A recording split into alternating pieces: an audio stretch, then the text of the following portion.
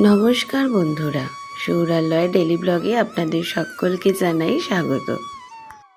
আজকের ব্লগটা কিন্তু সৌরালয় বাবুকে নিয়ে নয়, ওদের ছোট্ট গোপাল দাদার জন্মদিন উপলক্ষে শুধুমাত্র তাকে নিয়েই হচ্ছে।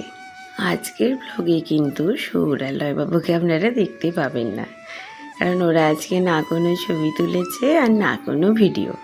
আর এই বছর দেখলাম ওদের গোপাল সাজারও কোনো ইচ্ছা নেই, তাই জোর করলাম না, কারণ ছোটো থেকে অনেক সেজেছে, অনেক ছবি আছে, থাক এবছর শুধু এই ছোট্ট গোপালকেই সাজাই।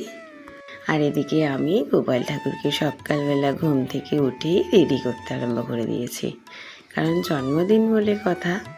আগে পুরনো সব জামা কাপড়গুলো খুলে দিয়ে গোপালকে চন্দন মাখিয়ে গঙ্গা জলে ফুল আর তুলসী পাতা দিয়ে শাঁখে করে স্নান করিয়ে দিচ্ছি। বাহ, ফুলটা কেমন